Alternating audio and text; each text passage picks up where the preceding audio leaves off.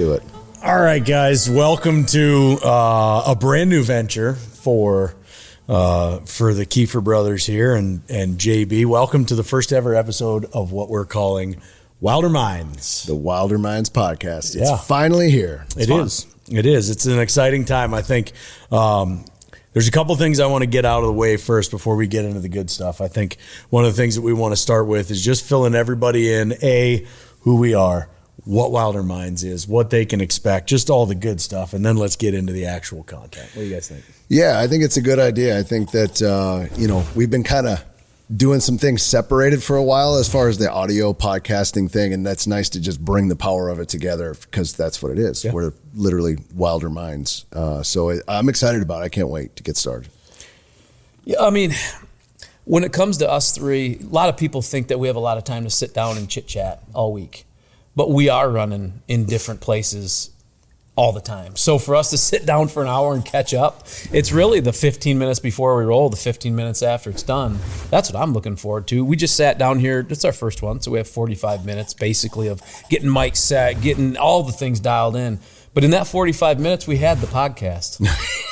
Now we're actually officially starting. Yeah, now we hit record, right? Yeah, exactly. I'm looking forward to it. Well, let's cover off on Wilder Minds first. Like, why Wilder Minds? What do you guys think? I know I've got my thoughts, but why Wilder Minds? Well, it was interesting. So, you go through this naming process for a long time, and the first time you said Wilder Minds to me, I immediately went to, okay, like one, I take the word wilder, for example, like we're wild, right? We love the wild places this is what resonated for me anyway, the wild places. And then just our collective minds, what we can share with our audience from the learnings that we've done, whether that be in the woods or out in Alaska or whatever. But then there was kind of a tip of the cap in there, and I don't know if it was meant to be, but it was a little tip of the cap for Mumford. Yeah, that's where I went. Yeah, so I started to think about Mumford, and we can explain why, but immediately I was like, that makes sense, for me. Yeah, for me, I went to a gravel bar in a tent. Yeah. That's the first place I went to when I heard Wilder Minds. I mean, that music played such an important role for us. It always really has. It inspired us in everything that we do. But that first, the first time we were ever wild in the middle of the Brooks Range, that Mumford album, that first one they dropped, it was kind of like the soundtrack to that season for us.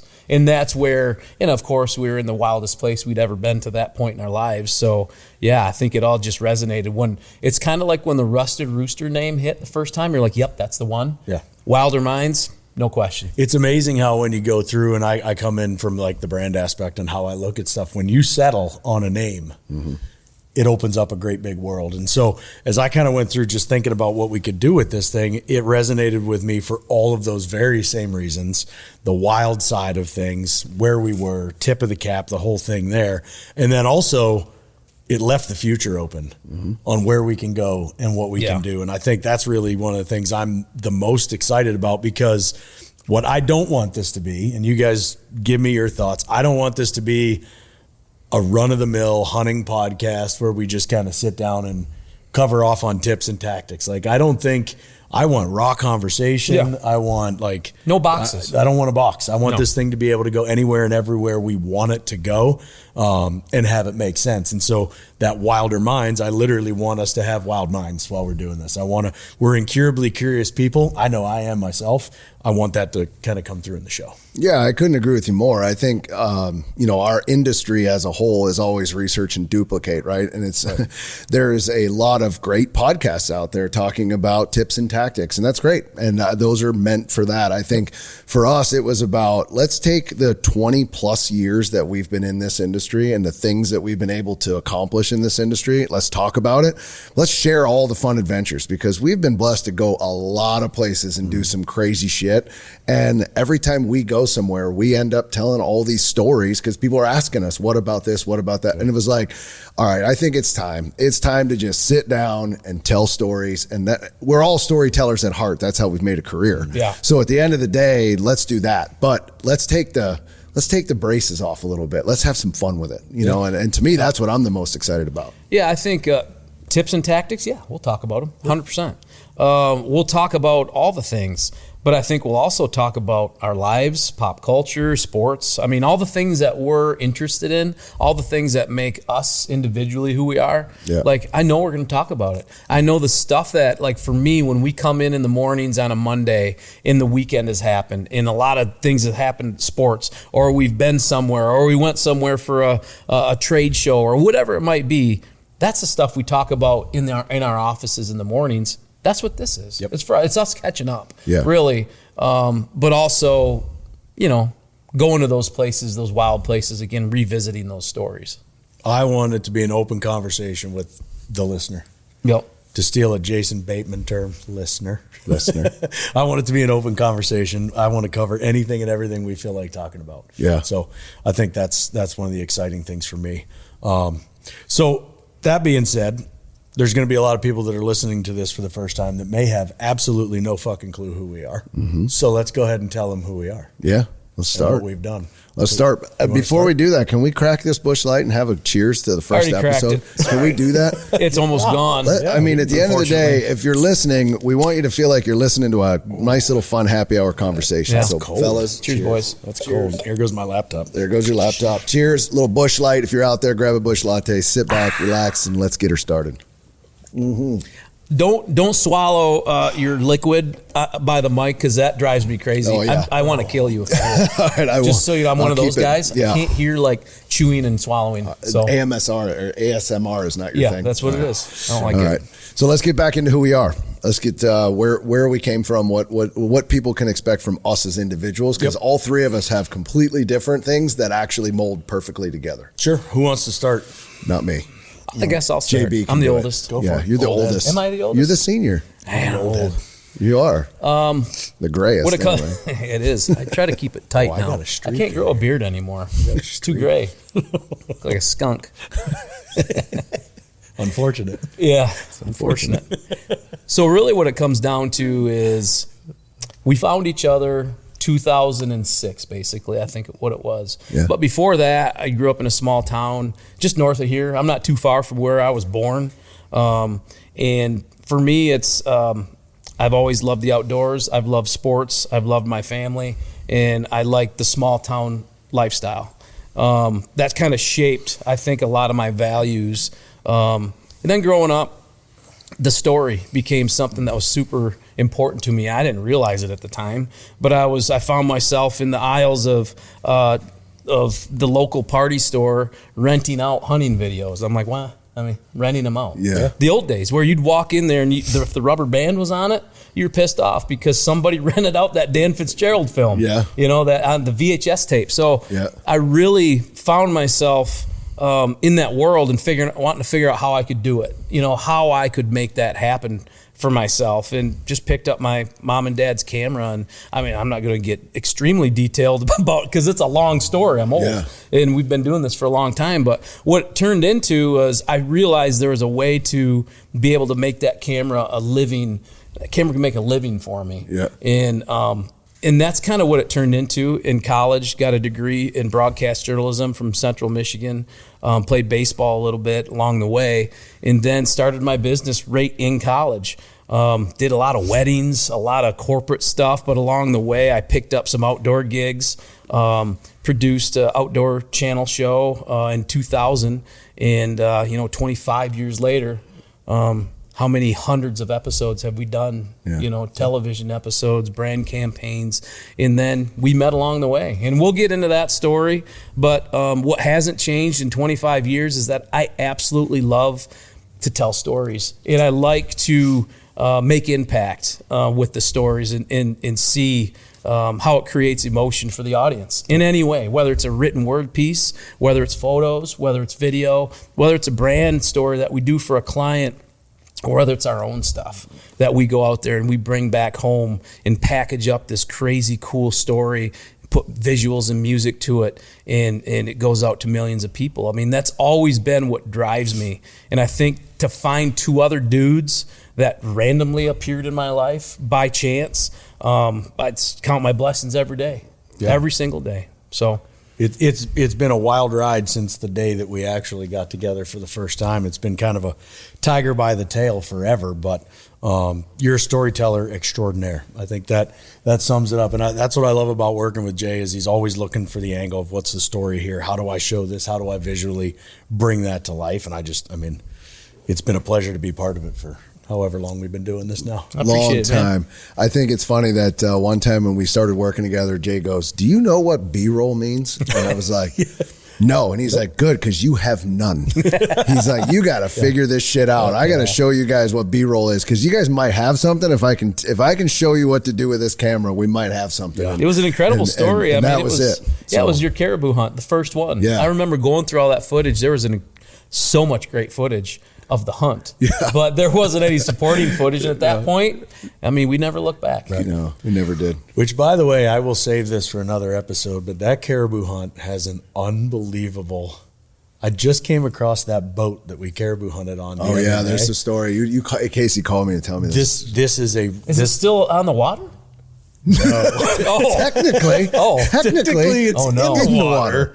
Not on the water. Yeah. Dude, it's unbelievable. I haven't even filled you in yet. Yeah. It's ripe for... It's going to be its own little It's going to be its own whole episode. It is I didn't know about this. The story. The crab boat? Yes. Yeah. Yes. What was the name of that boat? It started Depends off... on what time you said. It started off as the Shaman. We'll just leave it at that because the story is wild and crazy. Yeah. Okay. I can't wait to get into that. Yeah, you're going to love it. Yeah. Okay. Quick highlights. It changed its name. It became Home to Strippers, and they sunk it. Yeah. Home to strippers, meaning they lived on it. Yes. Yeah. And operated on it. Oh wow! Yeah. And then A brothel it got on the water. and then Yeah. it got sabotaged and Sunk. to the 6,000 feet to the bottom of the ocean. Is this in Alaska? Yes. Yeah. When are we going to go visit this thing? It's the story is Okay. it's for another episode, but we'll get there. Oh, man, So there I you like go. There's some of the shit you Brothel can at expect sea. with Brothel at Wilder sea. I'm Mind. glad Yeah. we caught up. It's unbelievable. Yeah, right. It's unreal.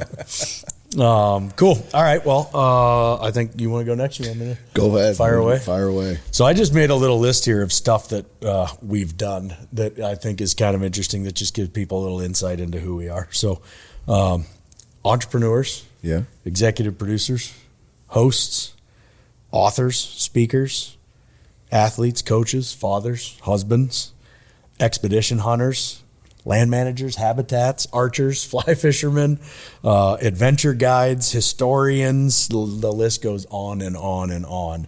I think if there's one common theme through everything that I've ever done in my own life, it's that I'm just seeking cool shit. I'm seeking epic adventure. I'm always trying to figure out, how do I outdo my last adventure with the next one.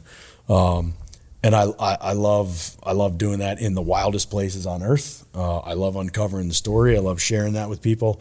And I love history, like tying all those things together and just being infinitely curious about what that's like is kind of, I guess, me in a nutshell. Yeah. So those are some roles that I've had. Yeah, that's true. And a lot of that applies for you too. Yeah, I mean, so as brothers, we've grown up together, obviously, our whole lives in Pittsburgh, and it's now turned into this through all of those things, right? I think our kind of future was set when our grandfather first said, like, you need to use this BB gun and shoot this first squirrel for me, right? And then it was like, wow, what's going on? And then the outdoors, and then it kind of spiraled. But I think for me, along the way, I just kind of hit a place in my career, in my life, where I'm embracing the journey. I have like this crazy knack of just, it's the chaos and the chase and the journey for me that I just love. And you look back at, all the businesses we've started, all the deals that we've done, all the things that we've been a part of. And I just go back and, the other day I was talking to my daughter, and she was asking me a question about something from school. And I just nonchalantly said, well, one time, your uncle and I were in Ecuador, and we were in this jungle, and we were talking, and she was like, who says that? And I was like, yeah, but I did. I was in a jungle in Ecuador, and I was looking for a giant. And she's like, what do you mean? And so it's like, it comes back in context sometimes when you think about all the things that we've done, right? So now, for me, it's just embracing this next journey and just really being open about it. We've done a lot of things, and I think we're not public about a lot of these things either. Like there's the there's the dropped version of us that a lot of people know. And then there's another side of us. Social media version. The social media version, right? Where you're is. talking about it. But I think there's just so many things in 20 plus years, and they're just, there's a lot of really cool journeys in there. So I think for me, I'm on the ride, and I've learned from the ride. I've got my ass kicked by the ride. I've been happy. I've cried. I've been sad. You name all the things. And I guess for me, it's just the chase. Like, I'm super excited about what's next, and just going in with a positive attitude of just like continually raising the bar. And I think the three of us will set out to do something, and we never reach the goal, because the minute we realize we're going to hit the goal, we change the goal. Yep. And so I think that's always been how we've done it, right? Is like, well, let's get this done. And as soon as we do that, well, we realize we're going to hit that goal, and then we up it again. We up it again. And I think that's what I've loved about this trio here, is no matter what happens in the middle and how many directions we go with our day, to get the three of us to get back together and sit on this couch, and the stories and the things that we've been through as the three of us, the highs and the lows, like that to me is exciting. And every week I'm going to come in here like ready to talk about it, because that's what gets me going. So just that journey. And I've been fortunate enough to go on 95% of that journey with both of you, 98% of that journey with both of you. Yeah. And so I think that's exciting that we get to share that. So it's funny because that almost answers my why now question. Yeah. Right? I mean, I literally have in here, I want to talk about why now. Yeah. Because for me, why now comes down to, I feel like I find, and I don't think this is unique to me. I think there's a lot of people out there like this right now, especially my age. I'm 41. I'm unlocking another phase. I've got a son who's now a teenager. You guys obviously have teenagers. I've got a son who's now a teenager. And I feel like I'm just entering this whole different world that I didn't see coming. And I'm kind of like, all right, maybe this is a little bit of a wake up call for the next phase, and what that's going to be like, and how that's going to go, and how it's going to take place. I mean, I'm 41. I've got a teenager. I've got a 9-year-old. I've been married to my wife for damn near 20 years now. And I feel like the last few years has just been uncertain, to say the least, for a ton of people out there. Yep. But now I feel like there's some sort of roadmap for what this next phase of my journey is going to look like. And I feel like I want to help unlock that through this show. Yeah. You know what I mean? Just by looking back at our past, what we've done, but also looking ahead to the future, because let's face it, you guys are fucking older now. Right? I think to the old point, I think you guys will get there. He's close to death. You're getting there. I think for me, it's giving back. That's the phase I'm in right now. It's I'm an instructor, professor at Mid-Michigan College in the media program there. And it's not for the money, but just today I was in there and I was sitting down with two. One's a photographer and one's a shooter, videographer, and editor. One of them does fly fishing stuff. Another one does bands. He goes around and tells, shoots photos and covers live concerts. And neither of them are getting much money. They're driving there, they're driving back. So I sat down with them in the middle of class and pulled them to the side, and we just chatted for an hour about how you need to understand your passion is your passion, but if you want it to be your business, you literally have to put value on yourself and your time. So literally in class, he texted the band manager, and now he's making, just on that one text, he said, I'm driving 2 hours one way and 2 hours the back. I'm giving you edited photos and live edits of your concerts. It's worth X. And they said, okay.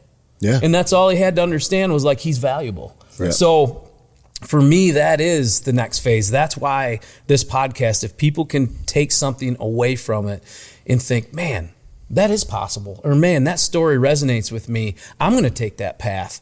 That to me is the whole new phase of my life, is how can I give back from what we've learned and experienced over the last 25 years, and how can we make an impact on somebody positively that's listening on the other line of this.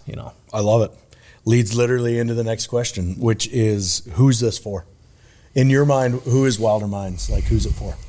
I'll be honest with you. I think it's a twofold answer. One, I think it's for me from a therapy perspective, right? Mm-hmm. Just like you said, that next phase. And I say that not selfishly saying it's for me to grow. I'm saying it's for me because my day from 8 to 6:30 is just ridiculous. Too many meetings. And so, and so you take them all for each of us. When we can sit down and I can just kind of just let the guard down and drink a Busch Light with my boys and have a good time. So for me, I'm looking forward to that, right? Mm-hmm. I also think it is for the younger generation. I remember saying this back when we started, which is looking up to the OGs in the industry, right? Mm-hmm. And I remember run-ins with Babe Winkleman. I remember like these guys, Keith Warren, these guys that we were like, look, these guys are in it.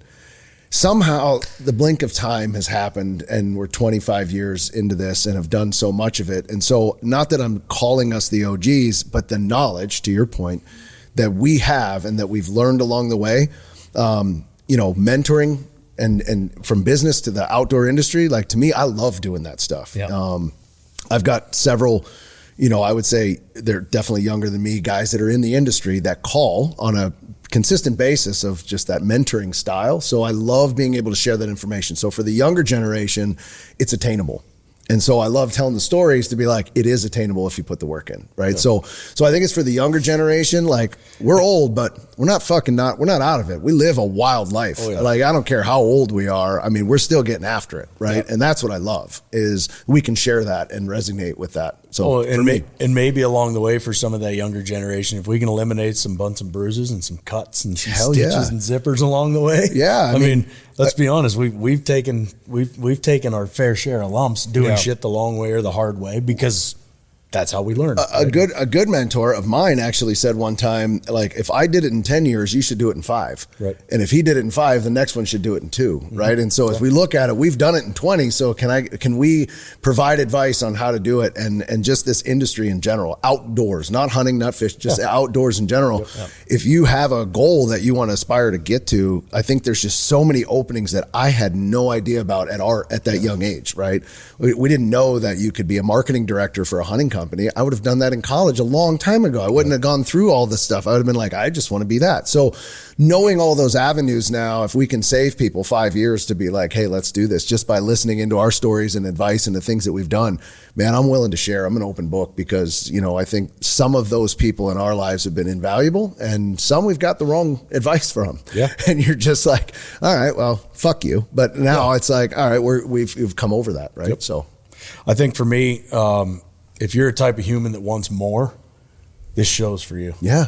If you're after more epic, if you're after more laughter, if you're after more fun, if you're after more discipline, if you're after more passion, if you're after more in any way, every way, this is going to be a show for you to sit down and listen to because that's what I hope to bring every week. I want ideas. I want all kinds of shit flying around on this thing so that we can all learn and so can everybody else. Yeah, I agree. Yeah. Fun. Got to have fucking fun, man. Yeah. If you're not having fun, figure something else out till you are. Yep. I mean, yes, there's hard times in any business, but damn, man, when you hit that, when you go out and our boots get muddy, it's fun. Yep. And if you're not having fun while you're out there, then what are you doing it for? Yep. Right. So I agree. Same with this. What do you think? Who's this for in your mind? I mean, I think a lot of it's for me because I'm starting to forget stuff. so to lay these stories out and lock it in, put it in wax. Yeah. As our boy Calhoun says, put it in wax. Put it in wax. That for me is just, I've always been a story guy. I have VHS tapes, high 8 tapes. I've got stuff that I wrote down, stories from high school. I don't get rid of anything. Yeah. I don't throw anything away. So when I'm dead, you guys can go through my office downstairs in my basement and unlock a whole story about me that you probably never knew about that lives on, well, you do know about it. But does it involve a crab boat, strippers, in the bottom of the ocean? Not yet. Well, and by the way, if you die, I am going into your office because I'm taking everything in there because it's badass down in there. So like, I'm just going to take a bag and a satchel and just throw it all in there because take as much as you want. Your office is ridiculous. But that's what it is. I mean, for me, it's being able to put these stories that are in our heads and being able to just put them out there. And I think for me, it's just like any good story that's locked on a card, for a media card for a camera, until that goes to a hard drive, until that hard drive gets backed up, and until that backed up footage becomes a story and distributed, I can't rest. Yeah. So for me, it's like I have a hard drive full of stories, and we all do. And when those stories can now get let out to the world, it's like a relief almost. Does that make sense? Yeah, no, it does. It does. It does. Absolutely. I got a story about a hard drive and Yukon when we get to the story part of the podcast, because I'll never forget that as long as I live. Jason and I hiding hard drives all over the Yukon. So well, we can get there in just a minute. I think right now, if that sounds like something that people want to hear, I would encourage them to subscribe to the podcast. Yeah, if you're still listening, if you made it this far, subscribe. If you're still listening, subscribe, because we're going to start this thing, and it's funny because a lot of what we've done in the past, we've kind of sat down and we've tried to map it, and we've tried to plan it, and we've tried to kind of figure out how it's going to go and when it's going to go, and a lot of that comes from dropped, right? Trying to not die when we're out there. This one is like, let's just go, man. Yeah. Let's hit the go button. Let's see where this thing takes us, and let's see what happens. Yeah. So I think it's going to be fun as hell. I'm looking forward to getting into it with you guys, and I'm excited and ready to roll. Let's do it. So what's next? What's next on the agenda? Because we haven't talked about this. Nope. So here's the wild part. I haven't talked about it. We all do podcasts. I do a podcast for Winchester. It's very documented. When a guest comes in, I have all my questions. I have things ready to go. we haven't even really talked much about it other than we're going to sit down and start talking. So that's what I love about it. Yep. The structurally, whatever happens wasn't planned. So it's almost like we have wilder minds. Yeah. That's true. I think it's great. So our dear social media guru, Amy, she sent a message and said, what are you guys going to be talking about so I can start to, think? And we all wrote back, I don't know. We'll see what happens when we sit down. Yeah. Right? Like that's the whole point. I think I said whatever happens between now and next Wednesday. Yeah. So if you're into okay, this is the stories you're going to hear of all the adventures we've been on, but also what's happening in our lives right now. And we're going to come and just bring that to this podcast. And again, I think this is long overdue for what we've been doing for a long time, is just to sit down, the three of us, and get after it. And I'm just so excited to do it. So yeah, I'm excited. So let's revisit the hard drive. Oh yeah. Let's talk about the hard drive. Yeah. So he was talking about stories. Where's the hard drive going? No. He was talking about stories, and this is great. So we came out of the Yukon one year. Okay. So let's. We're in the Yukon for 100 days, I felt like. Yeah. But I think it was 40. It was 40 days. And I got these super high-end, impenetrable, you can throw them 100 yards in the water and drop them from an airplane, and they still work. They're called IO-safe drives. Yeah. They're about $1,000 a piece, and they're 1 terabyte each. Yeah. Imagine that. I mean, that's dating ourselves. That was 12 years ago. Yeah. But we got them because just in case. Yeah. You never know. Yeah. We're split up on rafts, we're split up on horses, whatever that might be. So the fact that you had to document all that and log all that footage every week was a lot of pressure. Yeah. So when we finally got out, and I knew that we had 8 of those IO safe drives, 4 were full and 4 were backups. We split them on the bush planes out. We split them on the horses. We'd split them on the rafts. Yep.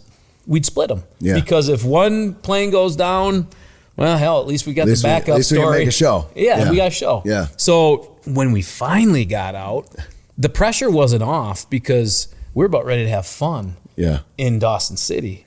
But those hard drives sat where no one could see them, and we had to make sure we hit them. Yeah. So he hides them. He hides 4 under a bed, and then another one up here. They're all hidden all over the room. It was like Easter. Yeah, it was Easter egg hunt for these hard drives because he didn't want anybody coming in. The maid seeing one, taking one, and he's super because protective. Every maid in Dawson City looks for on the lookout for fucking hard drives. You never know. First of all, there wasn't a maid in general where we were staying, but just in case they came to replenish our towels.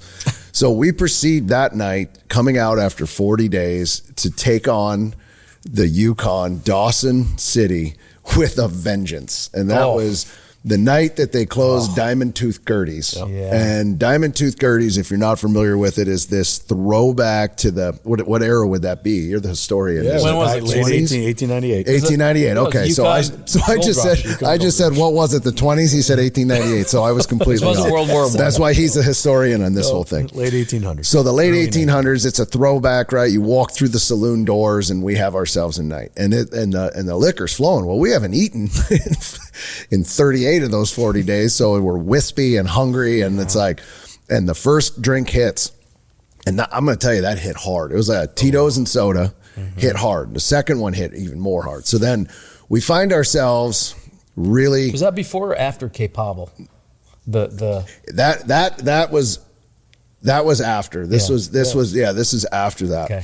So this is the night that we played football. Yes. So we go in the thoroughfare because not a football though. First of all, back up. Dawson City has mud streets. Yes, it's not. It's a deadwood thoroughfare. It's where you'd imagine horses just going through the middle of it, like back in the old Western times. Coolest town in the world. Saloon doors, the whole thing, right? So we come out of Diamond Tooth Gertie's. The town is happy. Everybody's excited because it just happened. They're closing up for the winter, and we started. I don't know if we were tackling each other in the mud, and then somehow we ended up with a plastic bag that we put mud in and used as a football. Which why wouldn't you? I mean, of course you do that. So it's the three of us and Jameson at the time. Yeah. And Jameson Crassy is our other field producer on that. And we play football. Well, we're covered in mud. We're shit-faced. We're having a great time. But we go back to the room, and this is what I always remember, is we go back to the room when I finally made it to the room. And this gal knocks on the door. I don't remember. She wasn't this a maid, part. I guess. No. There was a maid, maybe. No, it was a guy. Well, this is the best part is there was a gal then, but Jason and I didn't remember the gal. Then a guy knocks on the door, and then we're like, okay, we open the door. I do remember this. The guy says, "This is the last time I'm coming up here. You guys have got to quiet down." And Jason and I are both staring at him. We go, "You've been here before?" Like, I didn't even know you were here. I was shocked. He was like, I've been here. He's like, I've been here twice. And we're like, get out of here. I didn't believe him. I thought he was messing with us. I still think he's lying. I think he might have went, I don't know. I thought he was messing with us, but I don't remember him coming other than one time. Yeah. But as soon as that guy came, then Jason's like, the hard drives. I got to make sure the hard drives. He's after the drives. He's after the drives. This is before like the tags you could put in there, like the Apple tags. Yeah. So if I had those back then, I literally would have welded one of those to each. But I hit him wild. But he hit him so wild in the room that now we're buzzed up. He can't remember where he hit him in the room. I started panicking. Because this is saying big digits if we lose these drives. Someone stole the hard drives. And I'm like, oh my God. So we can only find so many of them. And then we're like, they got to be in here. They got to be in here. Well, eventually we woke up covered in mud the next day, and he remembered his Easter egg hunt and was like, oh no, never mind. There's one here.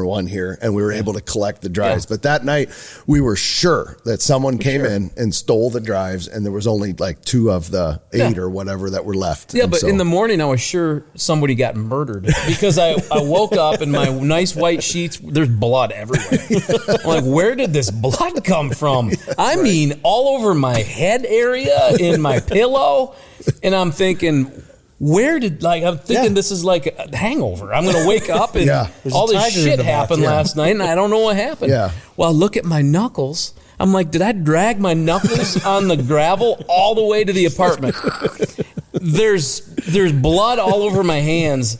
Then I started thinking back, kind of like hangover, where you're like, oh God, damn it, we did play tackle football in the street last night. Yeah. So apparently I went all out and got your hand caught. I don't know, but so he cuts his hand. He gets up. He's like, oh, "Did we murder someone last night?" I'm like, "I don't know. Could it be? I mean, check the bathroom." I was like, "What happened?" But then we put all the pieces together. And we got out of there and got the hard drives the next day and love it. Back home. Love it. I think if there was the unlikeliest thing in the unlikeliest place, it would be hard drives to get stolen in Dawson City. That's true. That's probably a good point. That is a but good I like point. your dedication to the craft. You got it. Without those hard drives, we have nothing. We have nothing. And we probably this right here. We probably go bankrupt. We just tell people. That's how much that meant at the time. We would just tell people like, it was a great hunt. It was cool. Yeah. We rode horses. We'd write about it in our journals later. Yeah. Casper the friendly ghost. It's stressful, guys. It's stressful. Yeah. Oh, what a story. I love it. We've had stories like that though across the bush, and I think that's part of this podcast, right? Is just letting a peek behind the scenes. You see what we did for 40 days. We filmed. We were all over the place. We were, putting that show together, and that's a lot of work. But the unwinding stories and like the stuff coming out and all the things that have happened to us either before we went in or after we came out or that kind of stuff. I mean, that's what I'm excited to share with like our audience and, you know, the people that listen to our stuff. It's going to be fun to tell those stories. Well, and just that little journey right there alone, that little trip, we still got to talk about dead guys' toes. Yeah. We still got to talk about the man with the greatest pizza in the world. Yeah. Which we had no idea existed. I mean, there's so, in a random alleyway. I mean, there's so many things about that we'll get into over time. So yeah, that's going to be pretty exciting. I sent Amy a text. This will be interesting. So I sent Amy a text this morning. I said, shout out to Cannon. Yeah. What are 3 things you want to hear us talk about randomly on the podcast? And so she sent me 3 ideas. You guys want to get into one? Yeah, let's do it. Yeah. What do you got? Sure. Well, it depends. But yeah, let's do it. So let's start with, you guys know who Armie Hammer is? Yeah. He's an actor. You He's guys in know who this guy is? Facebook or that social network he was in. Let me get you a little further He's down one of the brothers. The twins? Yeah, one of the twins in the social network. The Winkle? Winkle, fine? Winkle? Yeah, that's it. Van Winkle? Van Hinkle? Winkle The Winkle brothers? Winkle Boss. Winkle. There we go. Nailed it. So he's an actor. I don't know that he plays that guy, but maybe he does. I'll get you a little further on down the road. He's an actor who's been accused of wanting to be a cannibal. Oh, cannibal you guys guy. Familiar with this story now? How'd he do that? Yes. I don't know. Apparently, girlfriend was not into him. Like he threatened some stuff. Yeah. Like he got in trouble for it. Apparently he like started talking about I'm a cannibal or want to be a cannibal or blah blah blah. So this guy's taking some arrows. He's taking plenty of heat. But there's a story that just came out that's kind of crazy. Somebody was talking to him. He was on a podcast, and he brought up the fact that like the only thing that he's ever done that could be considered anything near being a cannibal was he took a bite out of a heart of an animal that he shot on a hunt, and people are just like up in arms about that, like going crazy that he ate the heart. And I'm sitting there thinking to myself, why would you waste the heart? Yeah, like why wouldn't you eat the heart? Yeah. So I can name 10 people that I know did that. Hunters. Yeah, right? And so that's what he goes into. And so he talks about this rite of passage. When he went hunting for the first time, it was a rite of passage to have the heart and the whole 9 yards. So I just want to chat about the rite of passage for a second, because that's something I think all of us as hunters, or anybody out there who's a hunter, has done in some way, shape, or form, has been part of that kind of rite of passage, right? Yeah, I mean, I wouldn't condone eating a human heart or a cannibal, but let's make sure we get that clear. But as far as hunting and then taking an animal and then eating the heart, that's absolutely a rite of passage. I mean, I've heard of that for a long time. I mean, hell, we had donut steaks in the Yukon, which was heart steaks or heart donuts or whatever, where we've actually had the heart. It's a delicious organ. That's going far, but it's a little on the gamey side. It's usable. Yeah. It's in a pinch, it'll do, but it is a rite of passage. Absolutely, taking a bite of the heart. So the heart, back in Beaverton, my small town, Cindy Woodruff, she would have pickled deer heart. So she'd take the deer heart and she'd slice it and then pickle it and put it in a jar, and you'd eat it and it'd be great. And for other people, it might be a shock to hear that that don't hunt and take meat home and put it in the freezer. I mean, it's a kind of a different way to think about it, I guess. So that's what I started trying to figure out to myself, like, why is everyone like really shocked by this? You think it's just because of the actual organ? Yeah. Because people eat liver. Like if it was, I took a bite of liver, people would have been like, whatever. Did he, was it raw? Like I didn't get that far. Okay. Well, I mean, if it was right out and like an apple, I mean, that's. If you're just kind of ripping it out, it depends on how he does it, right? He rips it out and just takes a bite. Probably leads to cannibalism, which leads him to really having some troubles. Yeah. But if he basically could just, he got it out, they went back, they cooked it, they paid respect to the animal, that's a rite of passage. That I can completely understand. But I mean, if you're just killing something and just going up and werewolfing the son of a bitch, you're in trouble. Yeah. Like, you got some problems. So when you talk about rite of passage in the woods, hunting, a lot of people, take the blood and put it under the eyes. The rite of passage when I grew up, so the guy who taught us how to hunt is like a second father for me, Bob Woodruff. You guys have met Bob. He taught us how to gut a deer.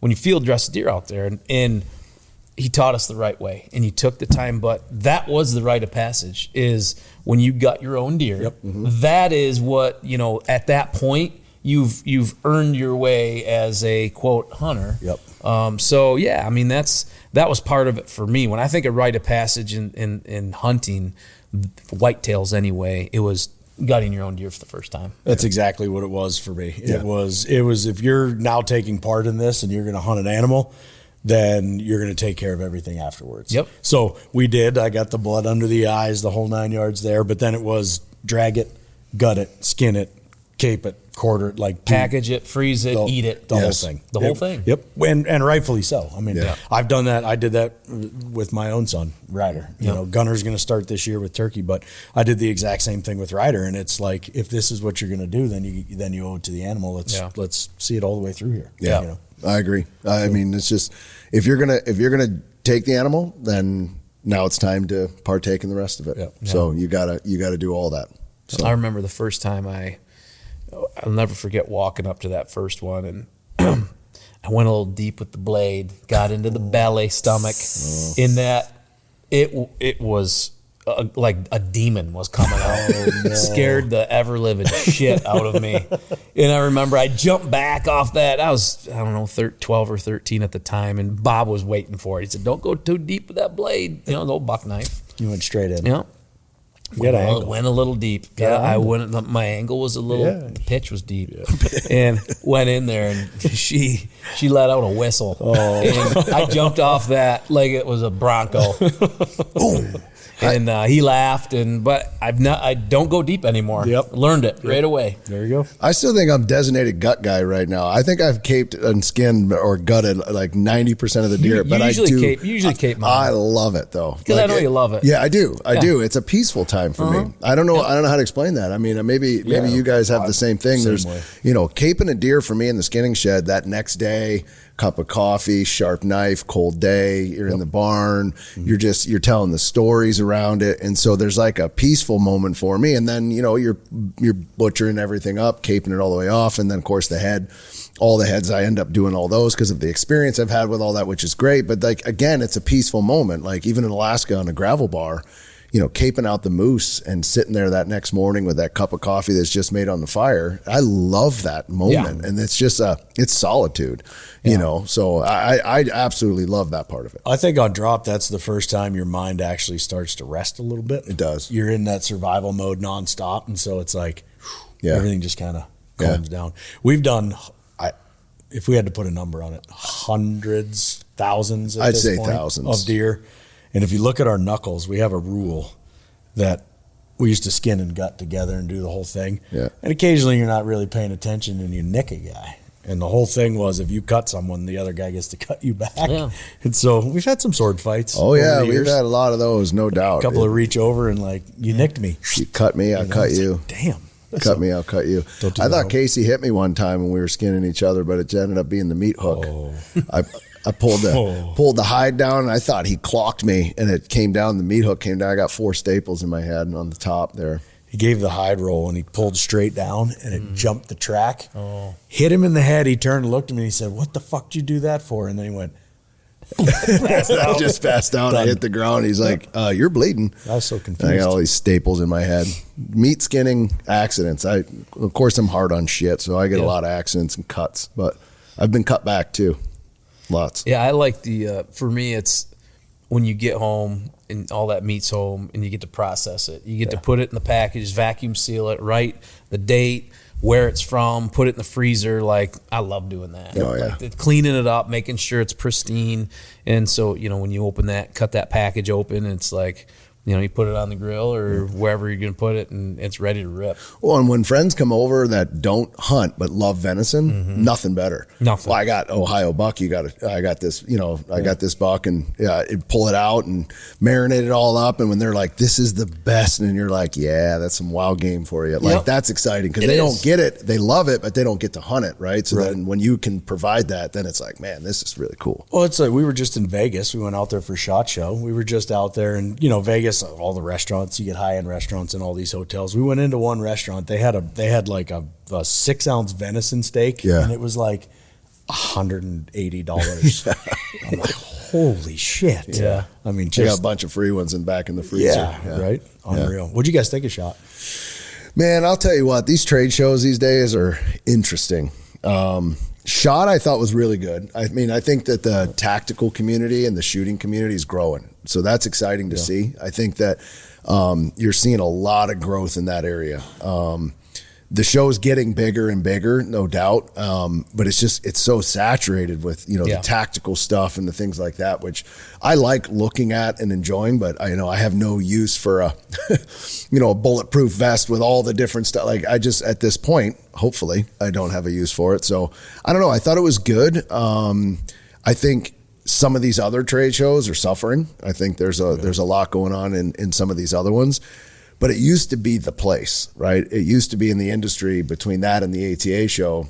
Like you caught up with everybody, you had your beers, your drinks, you met with your partners, and it just seems to like now it's spread out. You've got SCI's making a big comeback from being in Nashville, I think is awesome. The Western Expo is growing 10 times over again.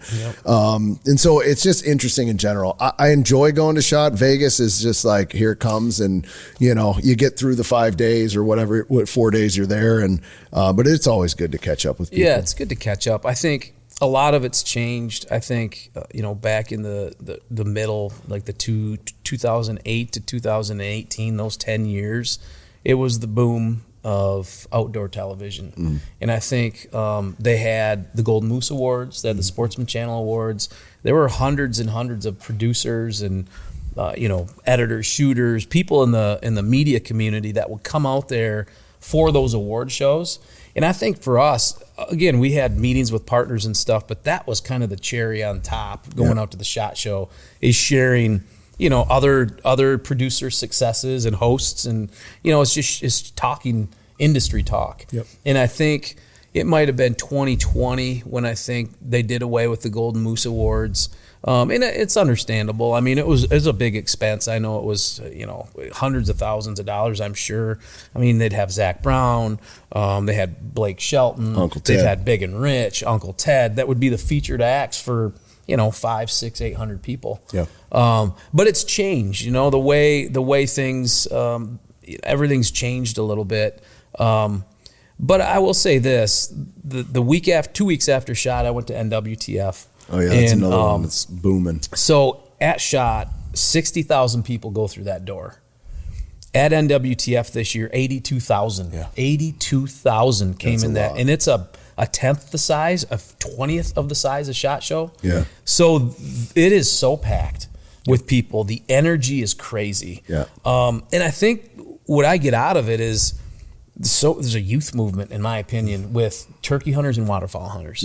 I think there's an energy when you go to those shows, and they're consumer shows too, right? They're not just industry shows, so there's a different vibe.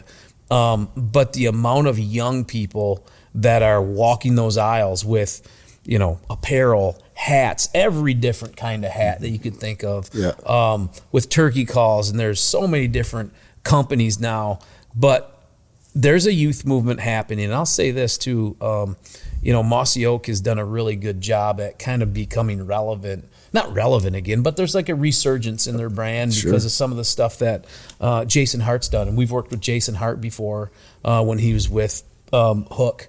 And he kind of did some things with Mossy Oak. That booth is insane. It is. There's hundreds of people in that booth, and now it's growing every year. So it's just interesting to see. The NWTF show is a little more southern. It's more of that southern, southern states. The people that hunt kind of in the south. There's not a ton of northern influence down there, but it's wild. It's awesome.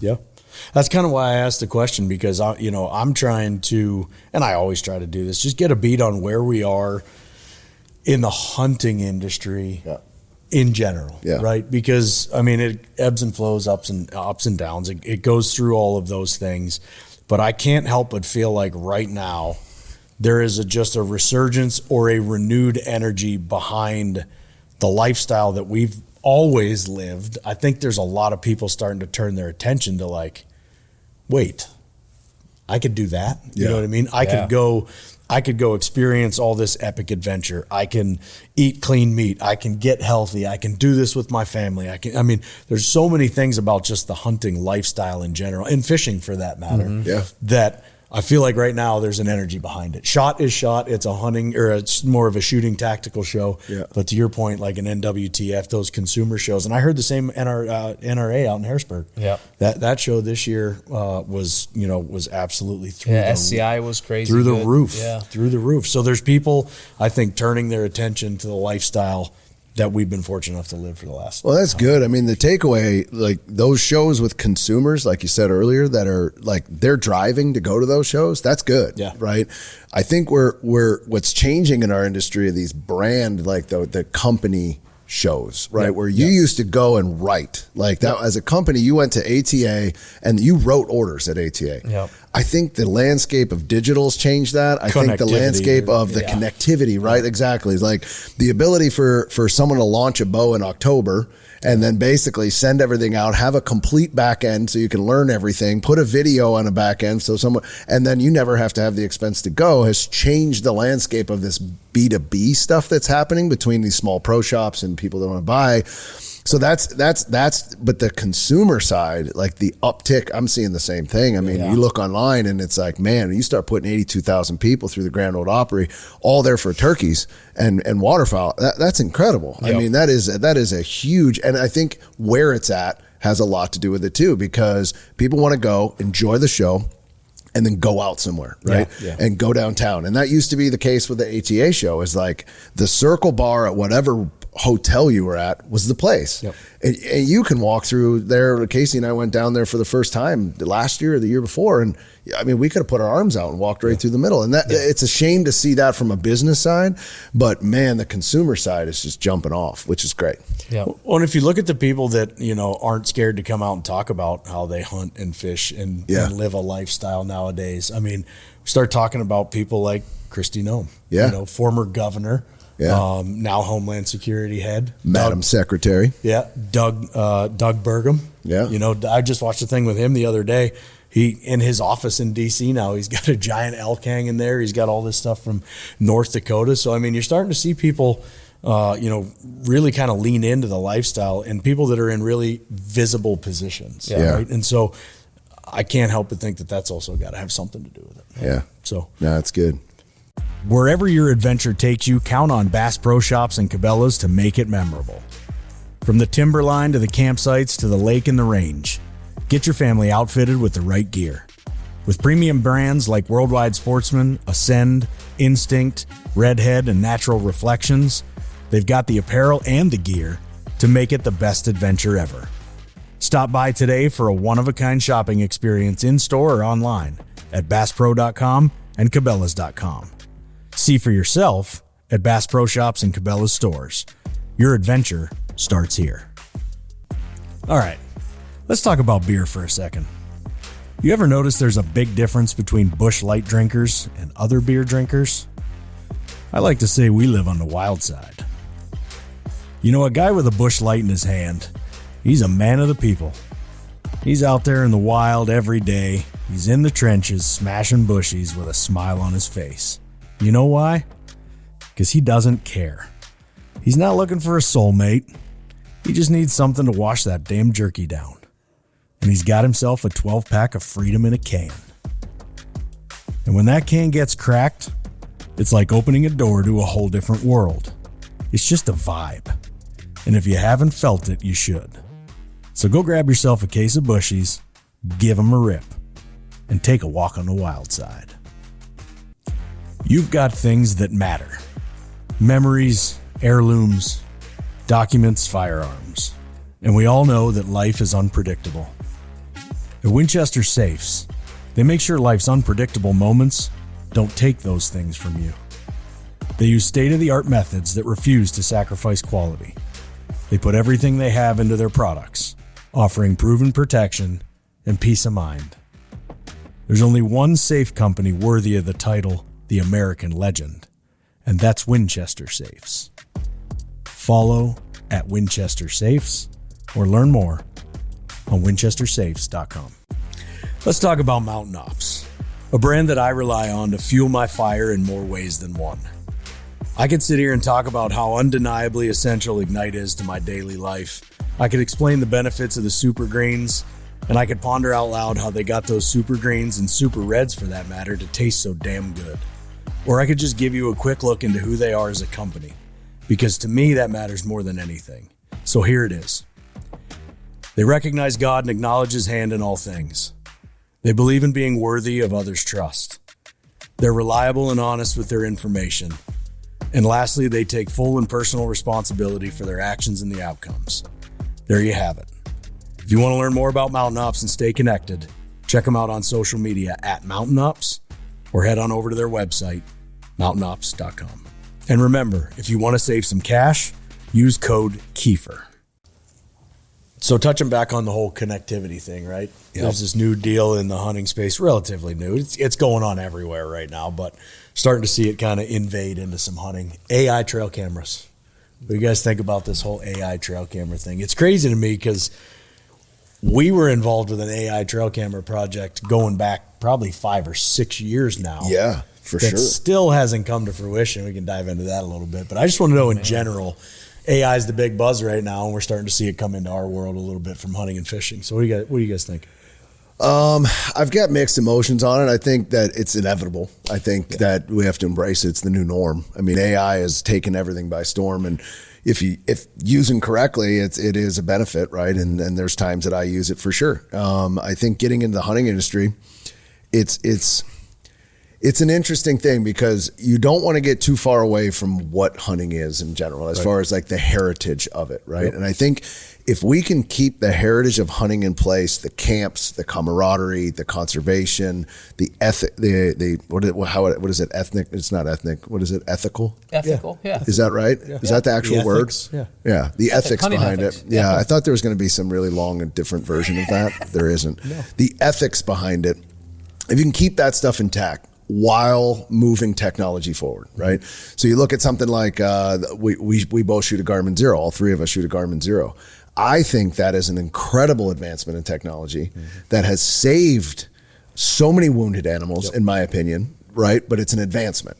So when you look at AI and trail cameras, I think it's only going to advance to a point where it's so it's going to get to like the minutia details are incredible. So I'm all for it. I think it's really an interesting topic, but trail cameras in general right now have changed the game. I mean, just cell cameras alone, the ability for us to stay out of a place and to get, reports back of what's in there on a scrape, who's hitting it, what their patterns are. I mean, so I've always thought the more that you can have something to talk about with your family, your kids, whatever it is, if it's AI cameras or whatever, it's all about the experience and whatever it takes to get more hunters out there and interested in it.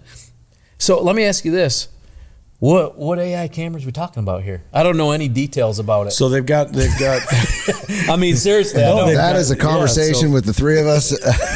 They've got cameras now that full on like cell camera stuff that'll detect the animal and then only send you certain stuff, all that kind of stuff. So, trail cameras, what it comes down to on trail cameras is intel, right? I don't think there's anything out there in this entire sport that has ever given you the amount of intel that a trail camera can give you.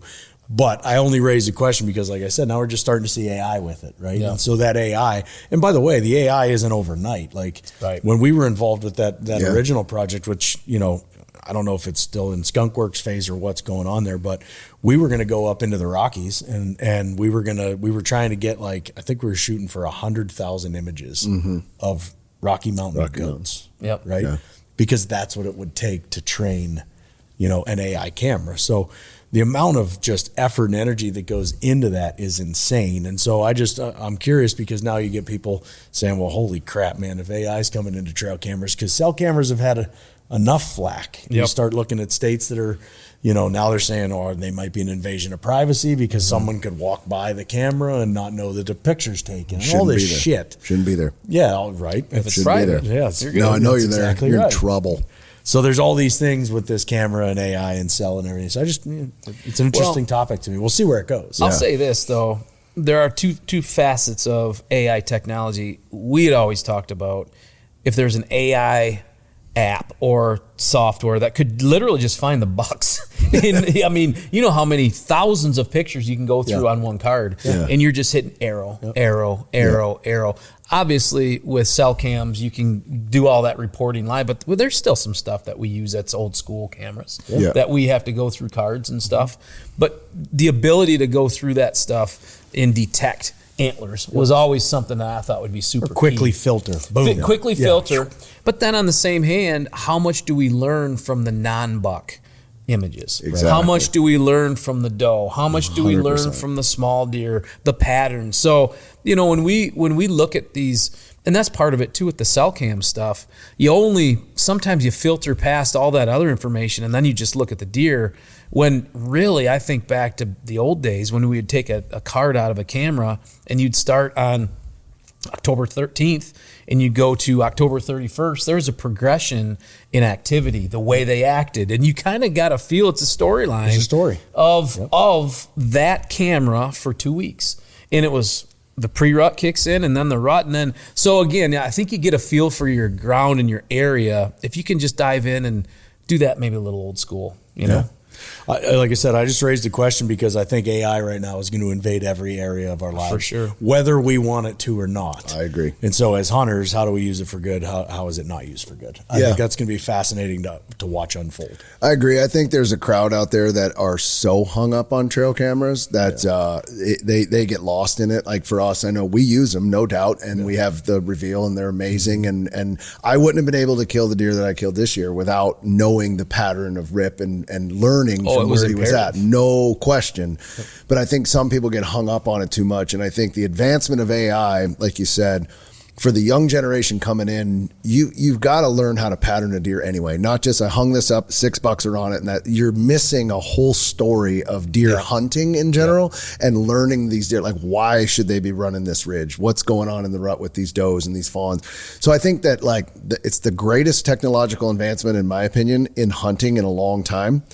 It can be used for the good, but there is a part of the heritage that you lose when AI comes in. Yep. Right? So that's just my thing is use it because it's a tool and it's there for you and it's going to better it. But man, don't lose sight of the fact that just some good old scouting on the ground is really good to do. I'll make a correlation. That's a good point. I'll make a correlation to this, and this is dating myself, but when I was going through my degree in broadcast journalism, we had one of the very first Avid systems in the state of Michigan, which is a nonlinear computer-based editing system. But I had to learn how to edit with tape to tape, with reel to reel, or film, actual film. So you would have a device, you'd cut, you'd tape, and you'd look at them through a glass, and you'd figure out through an eyeglass, and you'd figure out where you wanted to make your cuts. And you would literally have, when they say, you know, when you cut out sections and you throw it on the floor. Cutting room floor. That's where all those, there's so much terminology that come from the old days. But then you had to progress into, now you have to do tape to tape editing. So then you'd learn how to tape to tape edit on a VHS tape. Then finally you progressed up to nonlinear editing on a computer based system. And then you appreciated and understood why it was there. Right. And I think there is something to the young hunters being able to learn all the details, not just where the bucks are and when they're there, but to figure out why they're there, how frequently they're there, how many other deer go through there before that buck comes through. So just a lot of those little details. Yeah, I think it's going to be. I mean, I don't think we've even scratched the surface of what this stuff is going to do yet, or what people, more importantly, are going to try to do with it. Yeah. It's going to be wild. I agree. We haven't scratched the surface. I do agree, though, that Jason absolutely dated himself by saying he cut film and put it on the floor. Absolutely. Like that. That was 1996. Yeah. So for context, my senior year in high school, I was working on digital cameras already. Oh, man. But in that vein, we felt like we were cheating. Yeah. Because you didn't have to adjust your lighting, you didn't have to adjust exposure, aperture. Like it was like I didn't trust it. Press the button down and it would set your lighting and your focus and you take the picture and we're like, I don't know. Trust it. I don't know if I like this or not. I want to put it in my pocket and take it in to get it developed. But I felt like get doubles and have half of them not turn out. I also felt like less of a photographer though. Yeah. Because you're like, God, this is easy. Like, I feel like I shouldn't. Those click point and shoots, let's be honest, there's a whole trend of the young kids out there today, right? My daughter being one of them that does the dispo dump, which is a disposable camera dump. They went in there. I swear, I learned these cameras are $35 a piece for these disposable cameras, and they don't get it back for a month. Oh, wow. At the end of the day, that was our camera. It was 1 hour. Like, you went in and bought like 6 of them for like $6. Photo hut. Yeah. And you'd go down to the photo hut, man. You'd be like, doubles, I got to give some to my friends, right? And you'd roll out in an hour, you get like a cheeseburger, go back and be like, got my doubles, and you're off to the races. But they take like these pictures with the disposables. I love it. I think it's so funny. She's like, I need another one. I'm like, for $35, you can use your phone. Like, what are we doing here? And it's like, no, you get a certain look. And I'm like, yeah, it's called a photo. Yeah. A real photo. I'll put these two stories together. This is how old I am. So taking them to the overnight 1 hour film lab, right? You go to Walgreens or wherever your pharmacy store was closest to you. I think I got the very first stealth cam that was digital. Not digital, I'm sorry. Very first stealth cam that was film. Yeah. Put it on a tree. I knew I was going to get it. Was on a scrape. Yeah. I knew I was going to get that 6-point I've been chasing. And that's all there was in the property that I was hunting. I was, I think, 18 years old or 19 years old. Threw that baby up there and went there 3 days later. All the film's done. I look in there, boom. It rewound. I pulled it out, put a new one in, shot over to the 1 hour photo. Paid double to get doubles. I knew there was going to be all sorts of bucks on this camera, right? Like, I knew it. And, man, I get in the truck. I didn't even I opened it, sat down, didn't even put my seatbelt on. I'm going through all the photos, and I'm like, there's a couple with trees in it. And I'm just getting going, though. You know, it's just getting ready. Another tree, the same branch blew 36 times. I paid $25 to see a branch blow in the wind. And I'm like, this is not fun. Yeah. This is not what I expected. I thought you were going to say Woody's ass was on it, too. No, that's a different story. Yeah. You might have been able to capture pictures with those cameras, but the trigger speed wasn't exactly up to par. It wasn't like heat. Today. It was motion oriented. Anything moving, there's no heat signature. Oh yeah, it was so bad. But it was fun, and it was Christmas morning every time you check those cameras. Still is to so this I put day. them on field edges from there on out. Yeah, no just straight up. No more branches. Well, you know, the fact that the youngsters are using the old gear, maybe there's hope that this doesn't take over the world. I love it. That AI doesn't necessarily take over everything. For sure. For some of us, the hunt never stops. Grizzly understands that more than most. Rugged, reliable, and built to never back down. Whether you're on the trail, by the water, or deep in the dark timber, Grizzly is by your side. Tough enough to take on the wild and ready for whatever you can throw. Grizzly is committed to products that never let you down. Always on the hunt with Grizzly. Out here in the wild, precision isn't just a luxury. It's a necessity. Leupold Optics is built on the foundation of American craftsmanship, where every features function first. For over a century now, they've combined dedication and technology with a relentless put-it-to-the-test attitude, creating optics that stand up when everything else stands down. When it matters most, you need the best. That's what you get with Leupold Optics. While other companies out there warranty failure, Leupold guarantees performance for life. Some call it out on the trail. I like to call it the road less traveled. The kind of place where the going gets tough. That's where Tracker Off-Road comes in. Made for those who won't back down. Tracker Off-Road delivers the hardest working machines with the greatest capability at the strongest value in the industry.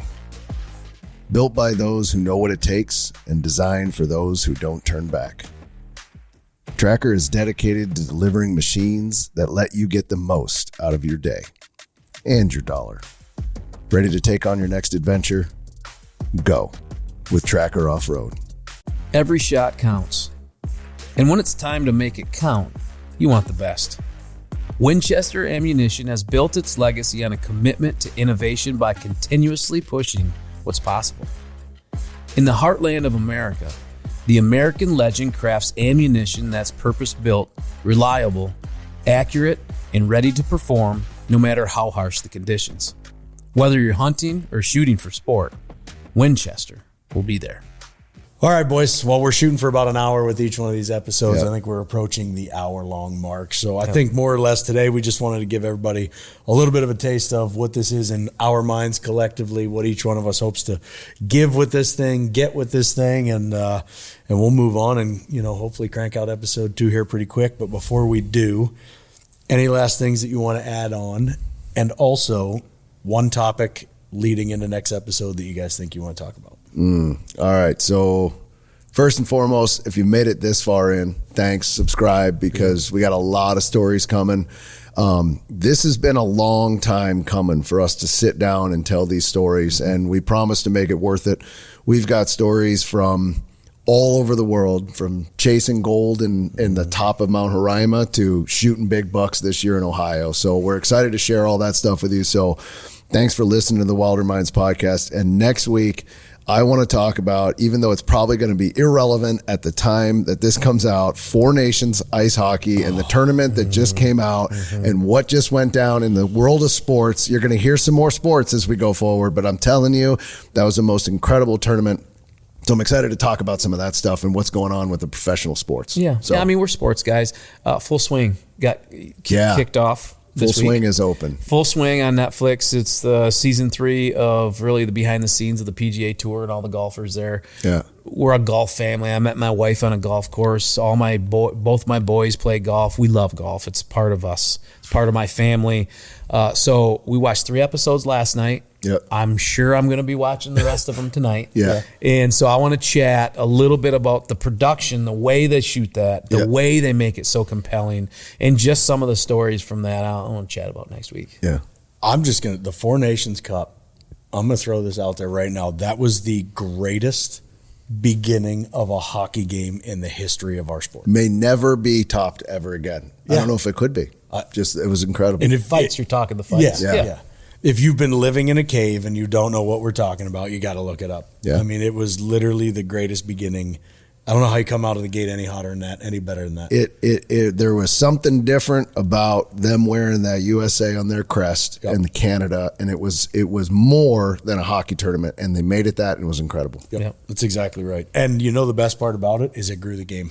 Everybody was watching those clips. Highest ratings of any NHL ever in the 9.9 or close to 10 million 10, I think, people, which for NHL, a game, highest ever, any hockey game ever. And it just shows you how much they grew the sport in a 7-day span. I don't know if it was planned. I mean, there's people watching hockey. I posted something I thought was so funny. That's a lady watching hockey. Like, I saw I that. died. She literally made me cry. Fan. Oh my God, she was hysterical. I mean, that kind of stuff was coming out left and right, and they meant it. They're like, man, I didn't even know hockey was like this. So to see that game grow, I know it's near and dear to us, and so we'll get more into the sports side for sure as we go forward, because I think we all have opinions on what's happening in that space. The best part about that entire speech is when she said, "Oh, there's some people I'd love to play hockey."